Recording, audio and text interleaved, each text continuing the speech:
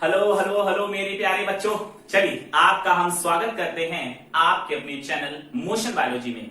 और आज फिर एक नए टॉपिक और एक नए कॉन्सेप्ट के साथ एक नए इंपॉर्टेंट टॉपिक को डिस्कस करते हैं, है ना बच्चों। तो आप लोग कैसे हैं हमें बताइएगा। थोड़ा बीच में 2 दिन वीडियो अपलोड नहीं हो पाया, आई एम सॉरी, बिकॉज उस 2 दिन में उसका रीजन है कि नेटवर्क प्रॉब्लम बहुत बुरा था, शायद इसलिए हम अब जो आपका वीडियो अपलोड नहीं कर पाए, तो उसके लिए क्षमा चाहते हैं। पर कोई बात नहीं, हम आगे कंटिन्यू करते हैं। पिछली क्लास में आपको याद होगा स्टूडेंट कि हम लोग जो है नया चैप्टर स्टार्ट कर चुके थे जिसका नाम था जनन स्वास्थ्य, है ना। और उस चैप्टर में आपको पता है हम लोगों ने इंपॉर्टेंट पॉइंट को समझा, जिसमें आरसीएच प्रोग्राम को समझा, जो कंपटीशन साथ में आपके बोर्ड में पूछा जाता है। आरसीएच प्रोग्राम क्या था, और आपको यह भी बताया गया कि भारत एक पहला ऐसा देश था जिसने सबसे पहले जनन स्वास्थ्य यानी रिप्रोडक्टिव हेल्थ पर काम किया। और उसके बाद भारत का देखकर सारे लोगों ने इसको अपने जो है उस पर अप्लाई किया, उस कार्यनीति पर।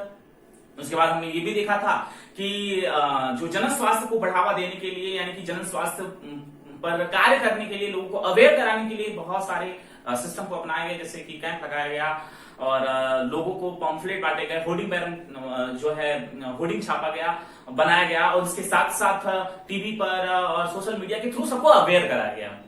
क्योंकि रिप्रोडक्टिव ऑर्गन्स जो होते हैं that's in our body parts, हमारे बॉडी पार्ट्स हैं, और उसका हेल्थ, उसका स्वास्थ्य रखना भी हमारी एक महत्वपूर्ण भूमिका होती है। क्योंकि आज विश्व में सबसे ज्यादा सर्वाइकल कैंसर बढ़ रहे हैं बिकॉज मेंस्ट्रुअल साइकिल के दौरान। आज हम थोड़ा सा एक टॉपिक यानी कि इस मेंस्ट्रुअल साइकिल के टॉपिक पर बच्चों डिस्कस कर लेते हैं। मेंस्ट्रुअल साइकिल, जिसको बच्चों हिंदी में कहते हैं ऋतुस्राव, जिसको माहवारी के नाम से भी जाना जाता है। ये गर्ल्स में होता है और हर मंथ उनमें ये साइकिल चलती है। इस मंथ में मिड ऑफ मंथ जो है लगभग 14 से 15 दिन, जैसा कि हम लोग पिछले चैप्टर में पढ़ चुके हैं, एक जो है ओवल्यूट होता है, और एक ओवल्यूट होने के बाद अगर वो स्पर्म फर्टिलाइज नहीं करता तो वो एक मर जाता है। जो एंडोमेट्रियम की वाल्व है वो डिजेनरेट होकर बॉडी से रिलीज हो जाती है। बट बच्चों आज के डेट में हम बता दें कि गांव में बहुत बड़ा मिथ है, एक झूठ है, और आज उसका पर्दा हम उठाते हैं और हम आपको बताते हैं एक नई सच्चाई, और जिससे जो गांव में पढ़ रहे हैं इस तरीके से झूठ और मिथ से हम छुटकारा पा सके। और हमारे बीच बैठे आज जितने भी स्टूडेंट, लगभग हम देखते हैं कि 150 से 200 स्टूडेंट इस वीडियो को देखते हैं, और ये लोग तो जान सके और ये 200 जानेंगे तो आने वाले समय में 2000 होगा, और 2000 लोग जानेंगे तो 2 लाख भी, और धीरे धीरे पूरा विश्व जान जाएगा। तो इस टॉपिक के बारे में हम यही बताना चाहते हैं कि मेंस्ट्रुअल साइकिल के दौरान गर्ल्स के बॉडी में डिफरेंट प्लेस पर पेन होता है, लाइक पैर में, कमर में, हाथ में, ठीक है, सर दर्द हो सकता है, तो दर्द होता है उनके शरीर में, क्योंकि उनके बॉडी से ब्लड का रिलीजिंग हो रहा होता है। और बच्चों इस दौरान जो है गांव में ये मिथ है कि मेंस्ट्रुअल साइकिल के दौरान कोई भी गर्ल्स जो है वो घर के जो खाद्य सामग्री होती है उसको नहीं टच कर सकती है, खास करके अचार को। साथ में मेंस्ट्रुअल साइकिल के दौरान कोई गर्ल्स जो है मंदिर या मस्जिद में नहीं जा सकती है। बल्कि बच्चों ये बता दिए बिल्कुल गलत है। क्या पूरे दिन जो महिलाएं जो काम कर रही थी आज वो काम करने में क्यों असमर्थ है? मतलब वो 4 से 5 दिन ऐसा क्यों हो जाता है? ये गलत है बच्चों, ये इसमें ऐसा कुछ नहीं है। गॉड ने ऐसा या फिर नेचर ने इस प्रकार से नहीं बनाया है, ह्यूमन बॉडी को बनाया। उसमें अगर चेंजेस हो रहे हैं तो ये तो इंसान ने डेवलप किया है कि इस दौरान आप ये काम नहीं कर सकते, यहां नहीं जा सकते, वहां नहीं जा सकते। रियलिटी में ये सब बनाया गया था इसलिए कि गर्ल्स जो है जब इस प्रॉब्लम में होती हैं तो उस दौरान उनके बॉडी में जो पेन हो रहा होता है उनको आराम करना चाहिए, उनको आराम करने के लिए बनाया गया था। लेकिन जो है अंधविश्वास ने इसको इस तरीके से आगे बनाया, अशिक्षित लोगों में ये बातें ऐसी बनी कि आज इस प्रॉब्लम पर कोई बात नहीं करना चाहता। और जो ये प्रॉब्लम इतनी बड़ी प्रॉब्लम नहीं है कि जो है किसी गर्ल्स को जो है किसी ऐसे धार्मिक प्लेस पर ले जाएंगे तो अपवित्र हो जाएगा, अचार को छू देंगे तो अपवित्र, खाने की सामग्री को छू देंगे तो अपवित्र हो जाएगा। बच्चों ऐसा कुछ नहीं है, that's not a problem. Problem हमारे माइंड का है, ठीक है। मेंस्ट्रुअल साइकिल के दौरान वो अपवित्र नहीं होती, बस बल्कि उनको आराम करने के लिए वो समय देना चाहिए कि वो आराम कर ले, इसलिए वो उसको बनाया गया। इसके लिए नहीं बनाया गया कि आप अपवित्र हैं, ठीक है। वो पूरे महीने मतलब 25 दिन पवित्र हैं और 5 दिन अपवित्र हो जाती हैं।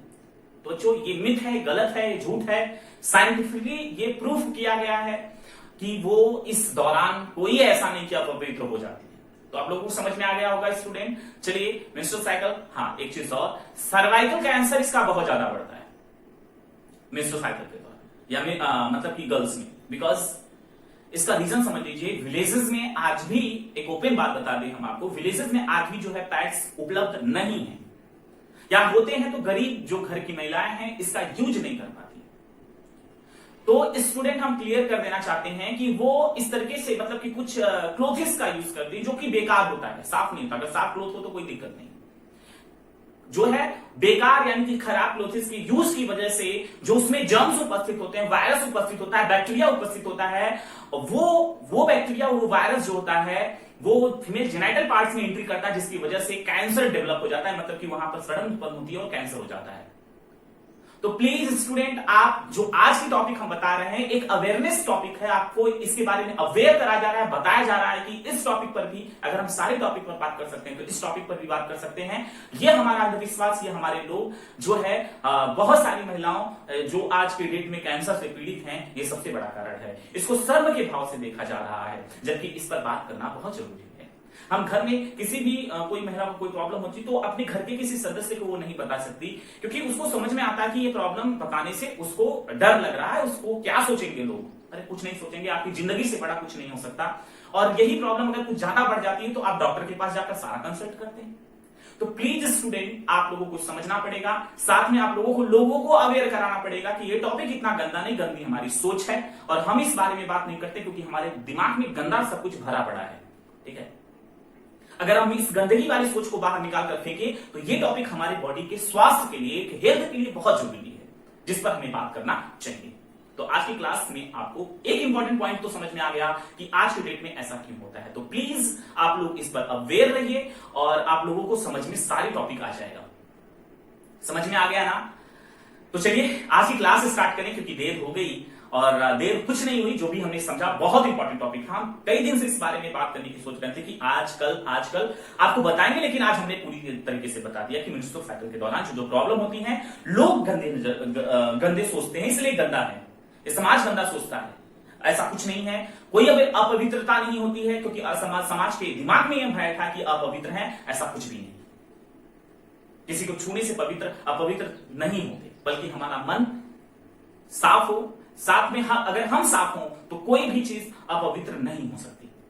तो चलिए आज की क्लास स्टार्ट करते हैं। आज की क्लास में हम फिर से अगली हेडिंग की तरफ मूव ऑन करते हैं। अगली हेडिंग हमारी क्या है? जनन स्वास्थ्य एवं दवाएं। ठीक है स्टूडेंट, हमारी हेडिंग क्या है?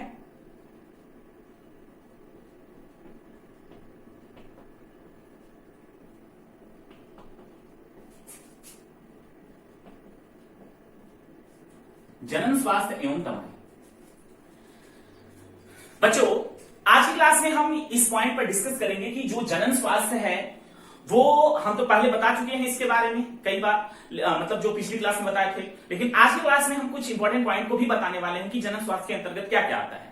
जैसे जैसे जनसंख्या बढ़ती गई, जो है देखा गया कि मतलब ये देखा जाता है कि जो मृत्यु दर है वो महिलाओं का और बच्चों का, जो बच्चे जन्म ले रहे हैं उनका बढ़ रहा है। इस पर ध्यान दिया गया, जिसमें कौन कौन सी समस्या थी, यानी जनन स्वास्थ्य में कौन कौन सी समस्या थी? प्रसव था, सगर्भता था, यानी इम्प्लांटेशन में कोई प्रॉब्लम है, बच्चा क्यों नहीं इम्प्लांट हो रहा है। उसके बाद प्रसव के समय जो है बच्चे क्यों जन्म सही समय से नहीं ले पा रहे हैं, या क्या नहीं मिल पाया मां को जिसकी वजह से प्रसव नहीं सही समय पर हो रहा है, या कौन सी प्रॉब्लम हो रही है। उसके साथ साथ गर्भ निरोधक दवाएं जो होती हैं, साथ में इसके साथ साथ जो है भ्रूण हत्या बढ़ने लगा, जो है क्यों बढ़ने लगा इसके बारे में भी अभी हम डिस्कस करने वाले हैं। ठीक है, और कैंसर बढ़ रहा था, और साथ में जो है जो जनन मार्ग संबंधित जो बीमारियां थी वो ज्यादा हो रही थी। तो ये सब क्या थी? ये सब जनन स्वास्थ्य के अंतर्गत आया, मतलब प्रसव, सगर्भता और उसके बाद सर्वाइकल कैंसर, मतलब जो जनन मार्ग में होने वाली बीमारियां, आगे हम पढ़ेंगे उस बीमारियों के बारे में।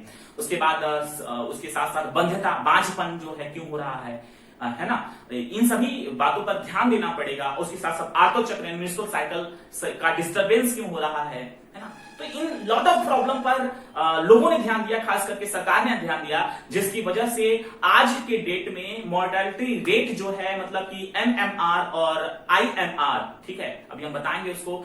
IMR मतलब इन्फेंट मॉर्टेलिटी रेट, मतलब कि शिशु मृत्यु दर, और उसके साथ MMR यानी कि मैटरनल मोर्टालिटी रेट, मतलब कि जो है मातृ मृत्यु दर, ये दोनों क्यों कम हो गए? ठीक है, क्योंकि बच्चों इस पर जो है चिकित्सीय रूप से, सरकारी रूप से इस पर ध्यान दिया गया है ना, इस पर ध्यान दिया गया और जनन स्वास्थ्य को सही बनाने के लिए बहुत सारी तकनीकी को डेवलप किया गया, बहुत सारी दवाइयों को डेवलप किया गया।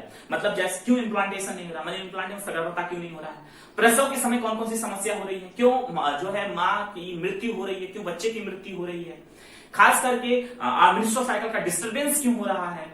और उसके साथ साथ बच्चों अन्य समस्याएं थी जिस पर जो है चिकित्सीय रूप से, सरकारी रूप से उस पर ध्यान दिया गया, गैर सरकारी जो इंस्टीट्यूट थे और जो मेडिकल्स थे उस पर ध्यान दिया गया, जिससे आज बहुत सारा सुधार हुआ है। उसमें से एक मुख्य तकनीकी थी जिसका नाम उल्बवेधन है। क्या नाम है उसका? उल्बवेधन।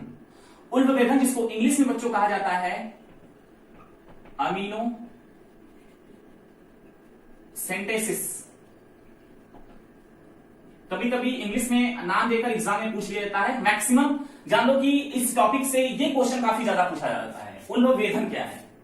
तो उल्बवेधन बच्चों एक ऐसी तकनीकी है, फिर से जो बता ध्यान से सुनिएगा, उल्बवेधन एक ऐसी तकनीकी है जिसके अंतर्गत भ्रूण में पल रहे, मतलब कि एक मां के अंदर पल रहे बच्चे, ठीक है, मां के अंदर पल रहे बच्चे के अंदर से एमनियोटिक द्रव्य को निकाला जाता है, जिसमें भ्रूण की कोशिकाएं होती हैं और वो भ्रूण की कोशिकाओं से गुणसूत्र को निकाला जाता है और गुणसूत्र को निकालकर उसमें जो विकार होते हैं जैसे हीमोफीलिया, वरडानता, डाउन सिंड्रोम, क्लाइनेफेल्टर सिंड्रोम इत्यादि रोग का पता लगाया जाता है।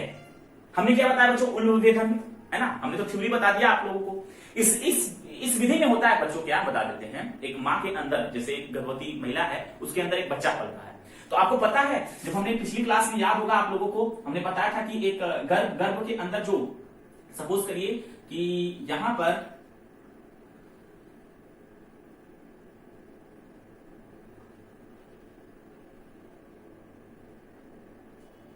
एक बच्चा पल रहा है भ्रूण में, और उसके बाद आपको याद होगा इसके चारों तरफ हमने बताया था आप लोगों को कि यहाँ पर एक पतला सा आवरण होता है पिछली क्लास में, जिसको एमनियोटिक झिल्ली, एमियन कहा जाता है, एमियन मेम्ब्रेन, ठीक है, एमियन झिल्ली कहा जाता है। इस एमियन झिल्ली के अंदर क्या होता है, एक कैविटी होती है, एमनियोटिक कैविटी होती है। इस कैविटी के अंदर बच्चों यानी खाली जगह होता है, इसमें द्रव्य भरा होता है, ठीक है, इसमें क्या भरा होता है? द्रव्य भरा होता है।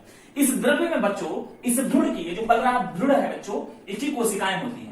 इसकी जो कोशिका, ये भ्रूण, ये तो फीटस में कन्वर्ट हो गया, जब वो कह सकते हैं कि 18 से 20 सप्ताह का होता है, तभी इस एमनियोटिक द्रव्य, मतलब ये जो एमनियोटिक यहाँ पर द्रव्य है, इसमें से इंजेक्शन के थ्रू बच्चों, इंजेक्शन के थ्रू जो है लिक्विड को निकाल लिया जाता है, ठीक है। और इसको, इसके मतलब जो इसके अंदर कोशिका उपस्थित होती हैं, यानी कि सपोज करिए कि आपको कोशिका है और जो इसके अंदर एक कोशिका उपस्थित होती है, इस कोशिका के अंदर उपस्थित किसका? गुणसूत्र का पता लगाया जाता है। किसका?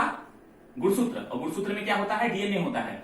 इसका पता लगाया जाता है और इसका पता लगाने के बाद यह भी पता चल जाता है कि उस बच्चे के अंदर कोई आनुवंशिक विकार तो नहीं है। आनुवंशिक विकार जैसे कौन कौन सा हो सकता है? जैसे बच्चों कौन कौन सा हो सकता है? हीमोफीलिया हो सकता है, ये आगे हम पढ़ेंगे क्या होता है। उसके बाद इसमें कर सकते हैं डाउन सिंड्रोम हो सकता है, और उसके बाद सिकल सेल एनीमिया, ये सब हम पढ़ेंगे, ठीक है बच्चों, एनीमिया। तो इसका पता लगाया जा सकता है आसानी से, लेकिन हमारे समाज, हमारे लोग ने इसका गलत उपयोग कर लिया। मतलब बच्चों, जनन स्वास्थ्य एवं दवाएं, ये हीडिंग चल रही है। इसमें हमने सबसे पहले क्या समझा, फिर से क्लियर कर देते हैं पॉइंट को। हमने इसमें सबसे पहले ये समझा कि जनन स्वास्थ्य के अंतर्गत क्या क्या आता है, जैसे सगर्भता, प्रसव, आर्तव चक्र, बांझपन, ठीक है, और भी बहुत सारी बीमारियां आती है। और सरकार ने इसके लिए बहुत नई नई तकनीकी को डेवलप किया है। उस तकनीकी में एक तकनीकी कौन सी है? उल्बवेधन तकनीकी है, जिसको इंग्लिश में बच्चों एमिनोसेंटेसिस कहा जाता है। इस तकनीकी के अंदर मां के गर्भ में पल रहे भ्रूण के अंदर एक एमनियोटिक द्रव्य होता है, जो एमनियोटिक झिल्ली के अंदर होता है। इस एमनियोटिक द्रव्य से इंजेक्शन के थ्रू जो है इस द्रव्य को निकाला जाता है, जिसमें भ्रूण की कोशिकाएं होती हैं। ये जो बच्चा पल रहा है, इसकी कोशिकाएं, इस कोशिका के अंदर उपस्थित गुणसूत्र को यानी क्रोमोसोम को निकालकर उसका पता लगाया जाता है कि कहीं बच्चे में कोई बीमारी तो नहीं है। और कौन सी बीमारी हो सकती है? जैसे हीमोफीलिया यानी आनुवंशिक विकार, जो जेनेटिक रूप से होता है। Haemophilia, Down syndrome, sickle cell anaemia, इन सारे टॉपिक के बारे में मेंडल वाले चैप्टर में बच्चों डिस्कस करेंगे। डोंट वरी, आप चिंता मत करिए। तो ये सारी बीमारियां तो नहीं है, तो इससे ये पता लगाया जा सकता था, लेकिन स्टूडेंट क्लियर कर देते हैं यहां पर समाज के लोगों ने, यही समाज जो है इसका गलत उपयोग करने लगे और एक ऐसे अन्याय पथ पर चल दिए जिसको सोच सोच कर डर लगने लगता है। बच्चों, इस एमनियोटिक द्रव्य से निकला हुआ गुणसूत्र में यह भी बताया जा सकता था कि पलने वाला बच्चा लड़का है या लड़की है, और लोगों ने इसका गलत उपयोग किया। और जब लोगों ने इसका गलत उपयोग किया बच्चों, तो आपको पता है कन्या भ्रूण हत्या जो पिछले कुछ वर्षों में बहुत तीव्र गति से बढ़ी थी, हालांकि आज भी है, बट आज उतने धड़ल्ले से नहीं होता जितने धड़ल्ले से उस समय होता था। यानी कि मां के गर्भ में पल रही वो छोटी सी बच्ची जिसका इस दुनिया में कोई कसूर नहीं है, किसी का कुछ बिगाड़ा नहीं है, लोग उसको मार डालते थे एक लड़के की चाह में। बिल्कुल बच्चों, बहुत गुनाह था, क्योंकि मां के लिए लड़का हो या लड़की दोनों एक समान होते हैं। वो उस बच्चे को जन्म देना चाहता है और इन द केस इस भ्रूण को मार दिया जाता था अगर वो लड़की होती थी। इससे कन्या भ्रूण हत्या बढ़ गया और सरकार को एक उचित कदम उठाना पड़ा, और सरकार ने अनाउंस किया कि जो भी डॉक्टर इस तरह से यानी एमिनोसेंटेसिस यानी उल्ब वेधन तकनीकी का प्रयोग करके किसी भी कन्या का हत्या करता है तो उसको जेल होगी, कुछ जुर्माने लगाए जाएंगे और उसकी डिग्री जो है पूरी तरीके से रद्द कर दी जाएगी।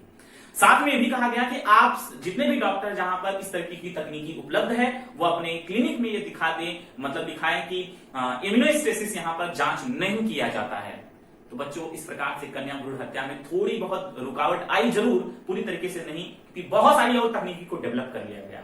पता नहीं हमारे समाज को क्या हो गया है, न जाने क्यों ये सोचते हैं लड़का या लड़की में लड़की कमजोर होती है, लड़का स्ट्रांग होता है, लड़का हमारे लिए बहुत काम कर सकता है। ऐसा कुछ नहीं है स्टूडेंट, अगर लड़कियां जब चाहें तो बहुत कुछ कर सकती हैं। और एक शोध में भी पता है बच्चों, लड़कियां जो होती हैं लड़कों से बहुत स्ट्रांग होती हैं, बहुत स्ट्रांग होती हैं। जो महिलाएं होती हैं पुरुष से बहुत स्ट्रांग होती हैं। ठीक है, उसका एक सबसे अच्छा सबूत बच्चों हम बताते हैं, जो महिलाएं अपने बच्चे को जन्म देती हैं उस समय का पेन जो होता है उसको सहन करना शायद पुरुषों के बस में नहीं है ना। तो महिलाएं एक उच्च स्तर पर होती हैं, उनको हम बोल बोल के कमजोर कर दिए कि तुम कमजोर हो, तुम नहीं कर सकते, तुम नहीं कर सकते, है ना, तुम ये हो, हम उनको बोल बोल के ऐसा कर दिए स्टूडेंट, जबकि ऐसा नहीं है। वो सब कुछ कर सकते हैं जो एक लड़का कर सकता है।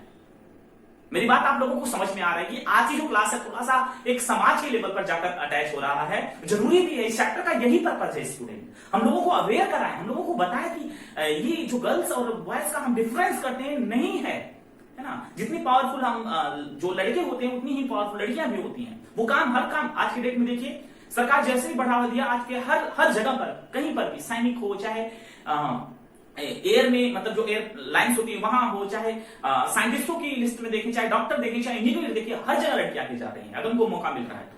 लेकिन गांव समाज में अभी भी इसकी बहुत बड़ी भ्रांतियां हैं। और बच्चों, हम बता सकते हैं कि ये विधि आपको कुछ समझ में आ गया होगा। ये तो डेवलप किया गया था बीमारी को पता लगाने के लिए, लेकिन हमारे समाज, हमारे लोगों ने उसको इस तरीके से एक ऐसी, जो कि इस दुनिया में आया ही नहीं है, इस दुनिया में आए ही नहीं कर सकते हैं, यहां पर उसको मार दिया जाता था। महज 18 से 19 हफ्ते का, सोचो उसका दिल केवल धड़कने जैसे, मतलब उसका दिल केवल धड़का होगा उस समय, धड़कना स्टार्ट किया होगा। उसकी सेल, उसकी जो शरीर की सेल है वो हाथों में कन्वर्ट हो गई उस समय। उसके हाथ पैर बन रहे थे, उसके जो है कह सकते हैं कि उसके शरीर के ऑर्गन धीरे धीरे डेवलप हो रहे थे, लेकिन उस बच्चे को बनने से पहले ही मार दिया जाता है। तो ये बहुत ही घिनौना हरकत हो रहा था जिस पर सरकार ने रोक लगाया। हालांकि ये पूरी तरीके से रुका नहीं, अभी भी कन्या भ्रूण हत्या चल रहा है, लेकिन बच्चों ये बहुत गलत होता है, बहुत गलत होता है। और इस विधि में इम्यूनोस्टेसिस अगर कराकर किसी महिला को ड्रग्स या कोई ऐसी दवा देकर इस बच्चे को मारा जाता है, ऐसी स्थिति में उस महिला की जिंदगी भी खराब हो सकती है। अगर वो दवा सही तरीके से अगर वो रिएक्ट कर गई उसके बॉडी को, तो फिर बहुत भी बुरा असर हो सकता है। समझ रहे हैं ना मेरी बातों को, हम क्या बताना चाह रहे हैं आप लोगों को, है ना। तो स्टूडेंट, आज के टॉपिक में सबसे इंपॉर्टेंट टॉपिक आप लोगों ने समझा उल्ब वेधन यानी एमिनोस्टेसिस के बारे में। और आगे हम बढ़ते हैं बच्चों कि दवाइयां क्या निकाली गई कि, यानी कि बहुत तेजी के साथ जो है मतलब एक जिससे जनसंख्या बढ़ने लगी, इसके लिए एक गर्भ निरोधक मेडिसिन का डिस्कवर किया गया। और इंडिया में कहां किया गया? इंडिया में और लखनऊ में किया गया, उसकी खोज किया गया। जिसको बच्चों उस दवा की खोज कहां पर हुई? CDRI, यानी जिसको हम इंग्लिश में बोलते हैं बच्चों सेंट्रल ड्रग रिसर्च इंस्टीट्यूट, केंद्रीय औषध और उसके बाद अनुसंधान संस्थान, ठीक है, रिसर्च की हिंदी होती है अनुसंधान, ठीक। तो केंद्रीय ड्रग अनुसंधान संस्थान, इसमें यहां पर बच्चों एक दवा जिसका नाम है, बहुत सारे लोग जानते हैं इसके बारे में, सहेली। इस मेडिसिन का नाम क्या है? सहेली। ये गर्भ निरोधक दवा है बच्चों। इस गर्भ निरोधक दवा की वजह से, मतलब कि अगर इसे हर हफ्ते जो है महिलाएं खाती हैं, जिसकी वजह से अगर वो नहीं चाहती कि अभी हम मां ना बने, तो ऐसी स्थिति में ये मेडिसिन यूज करती है। हालांकि बहुत सारे और भी दवाइयां आज के डेट में उपलब्ध हैं, लेकिन उस समय CDRI यानी सेंट्रल ड्रग रिसर्च इंस्टीट्यूट में सहेली मेडिसिन की खोज हुई, जो कि लखनऊ में, भारत के लखनऊ में स्थित है।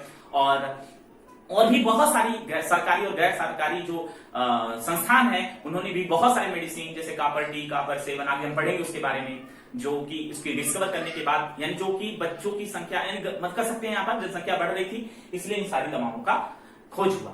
ठीक बच्चों, तो आज ये पॉइंट समझ में आ गया होगा आप लोगों को। तो स्टूडेंट, अब अगली हेडिंग की तरफ मूव ऑन करते हैं। अगली हेडिंग हमारी कौन से है? जनसंख्या स्थायीकरण और जन्म नियंत्रण। देखिए बच्चों, जैसे जैसे जो है जनन स्वास्थ्य पर ध्यान दिया जाने लगा, एक और समस्या बढ़ गई। समस्या ये बढ़ गई बच्चों कि तेजी के साथ जो है जनसंख्या बढ़ने लगी, विश्व लेवल पर भी और हमारे भारत में भी। जैसे मैं कुछ डेटा यहां पर लिखा गया है, आप ध्यान से देखिएगा। वर्ल्ड में सन 1900 ईस्वी में जो टोटल जनसंख्या थी बच्चों, वो 2 अरब थी, लगभग 2000 मिलियन थी। मतलब 2 अरब मतलब 2000 मिलियन। फिर उसके बाद 2000 मतलब लगभग 100 साल बाद जब काउंटिंग हुई थी, ये जनसंख्या 2 अरब से बढ़ के 6 अरब हो गई, है ना। 6 अरब हो गई, मतलब 6000 मिलियन हो गया। उसके बाद बच्चों ये जनसंख्या फिर 2011 में काउंट किया गया तो 7.2 अरब हो गया। मतलब पूरे वर्ल्ड लेवल पर ये जनसंख्या की वृद्धि आज के डेट में हम कह सकते हैं कि 8 या 8 कुछ समथिंग कर सकते हैं अरब जनसंख्या पूरे वर्ल्ड में है।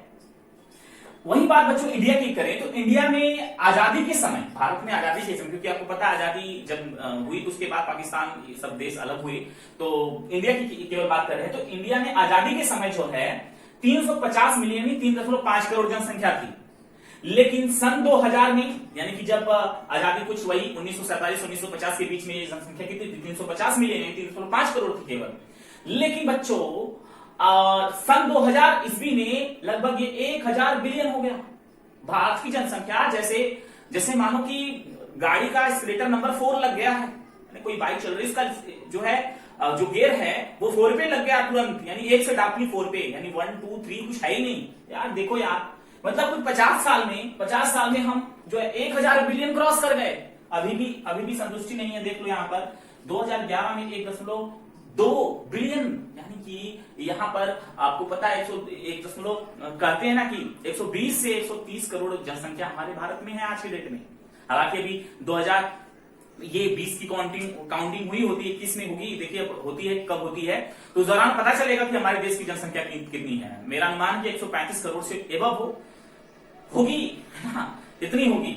यहां पर देखिए कितनी तेजी के साथ एक्सीलरेट किया गया है ना। यहां पर देख सकते हैं कि 350 मिलियन था केवल आजादी के समय, 50 साल पहले की 3.5 करोड़, आज कितनी है? 135 करोड़। यार हद है, मतलब 3.5 करोड़ से सन 2000 में 1000 बिलियन पहुंच गए, यानी 100 करोड़, है ना। और उसके बाद बच्चों यहां 2011 में देखो 1.2 बिलियन पहुंच गया। मतलब 2010 साल में थोड़ी बहुत गिरावट यहां पर देखी जा सकती है, क्योंकि बच्चों 2001 में जब सरकार समझ गई जनसंख्या वृद्धि हो रही है बहुत तेजी के साथ, जनसंख्या विस्फोट एक हेडिंग आता है, आपके एग्जाम में पूछा जाता है, तो बहुत ही कम समय में बच्चों यहां पर आप लिख सकते हैं जनसंख्या विस्फोट। जब हेडिंग आएगी तो आप लिखेंगे क्या? बहुत ही कम समय में जनसंख्या का वृद्धि होना ही जनसंख्या विस्फोट कहलाता है। तो यहां पर देख सकते हैं 350 से और यहां पर मतलब 3.5 करोड़ से 100 करोड़ पहुंचना, जिसका मतलब बहुत ही कम समय में हुआ है ना। तो ये इसी को कहा जाता है जनसंख्या विस्फोट। और 2011 में 1.2 बिलियन बच्चों जनसंख्या हमारे देश की हो गई, यानी 120 करोड़ से ज्यादा हो गई बच्चों। और ये अनुमान लगाया गया कि पूरे विश्व में जितनी जनसंख्या है, दुनिया का हर छठा व्यक्ति, अगर भारत की जनसंख्या से कंपेयर करा जाए तो दुनिया में हर छठा व्यक्ति भारतीय है। मतलब सोचो कि 6 लोग खड़े हैं तो 6 लोगों में से छठवां व्यक्ति जो होगा वो भारतीय हो सकता है, क्योंकि जनसंख्या हमारी थी, जनसंख्या के कंपैरिजन में अगर हम कहें तो। इस पूरे विश्व में दो ऐसे देश हैं जो जनसंख्या में बहुत ही महारत हासिल की है, एक चाइना, एक भारत। और भारत की रफ्तार तो ऐसी है जैसे लग रहा है चाइना को भी फेल कर देगा, है ना। यार समस्या है यार, बहुत समस्या बढ़ जाती है जनसंख्या वृद्धि पर। ठीक है, 2011 में कम हुआ, 2001 से सरकार ने इस पर जब कार्य किया तो ये जनसंख्या वृद्धि में थोड़ी सी गिरावट तो आई, लेकिन वो नाम मात्र थी, बहुत ही कम थी बच्चों। ठीक है, लगभग ये मान सकते हैं कि 1000 में 20 लोग हर साल जो है ऐड हो रहे थे। मतलब 1000 लोगों ने, मतलब 2001 में अगर 1000 व्यक्ति थे तो 2002 में 1020 हो जा रहे थे। मतलब कि 20 आदमी हर 1000 पर बढ़ रहे थे, हर 1000 पर 20 आदमी हर वर्ष बढ़ रहे थे। और थोड़ी सी गिरावट तो जरूर आई 2001 से 2011 के बीच में। जनसंख्या क्या अगर इस हिसाब से बढ़ा होता तो ये जनसंख्या 150 करोड़ के पार होती थी। पर इस पर अवेयर कराया गया, लोगों को बताया गया टीवी के माध्यम से, एड्स के माध्यम पे कि जो छोटा परिवार है बच्चों, वो सुखी परिवार है, क्योंकि जनसंख्या वृद्धि से बहुत सारी समस्याएं होती हैं। फॉर एग्जाम्पल, जनसंख्या वृद्धि से अगर ज्यादा संख्या हो जाएगी तो खाना अन्य नहीं मिलेगा, लोगों को कपड़े नहीं मिलेंगे, प्रॉपर शिक्षा नहीं मिलेगी। ठीक है, लोगों को रहने के लिए घर नहीं मिलेगा। तो ये बहुत ही समस्या से लोगों को बताया गया, जागरूक किया गया, गांव-गांव में कैंप लगाए गए, सारे लोगों को बताया गया, टीवी पर एड्स दिखाए गए, तब जाकर एक जनसंख्या थोड़ी सी कंट्रोल में आई इंडिया में। ठीक है, और जनसंख्या वृद्धि का सबसे बड़ा कारण जानते हैं क्या है आप लोग? बता दें बच्चों, जनसंख्या वृद्धि का सबसे बड़ा कारण जो था वो मातृ मृत्यु दर और उसके बाद शिशु मृत्यु दर में कमी होना। मतलब मातृ मतलब माता का मृत्यु दर और शिशु मृत्यु दर में कमी। मतलब इसको बच्चों IMR कई बार पूछा जाता है, इसको इन्फेंट, ठीक है, इन्फेंट मोर्टेलिटी रेट कहते हैं, और MMR इसको मदर मोर्टेलिटी रेट कहा जाता है बच्चों। ठीक, मतलब बच्चों इन्फेंट मोर्टेलिटी रेट यानी शिशु मृत्यु दर, और उसके बाद मदर मोर्टेलिटी रेट मतलब कि मातृ मृत्यु दर में गिरावट आ गई। जन्म स्वास्थ्य पर जैसे ही बढ़ावा दिया सरकार ने, यानी कि लोगों को अवेयर करा के लोगों पर ध्यान दिया जाने लगा, जो है माँ और बच्चे जो है जन्म के समय मरते नहीं थे, जो मृत्यु दर कम होने लगी, तो उस दौरान जनसंख्या बहुत तेजी के साथ जो है विस्फोट हुआ, जनसंख्या बहुत तेजी के साथ जो है ग्रो कर गई। ठीक है, उसका मेन रीजन था इन्फेंट मोर्टेलिटी रेट और मदर मोर्टेलिटी रेट में कमी आ जाना। इसकी कमी होने से जनसंख्या बढ़ने लगी, क्योंकि लोग जब ये दोनों मरने कम हो गए तो जनसंख्या स्वाभाविक बढ़ने लगी, है ना।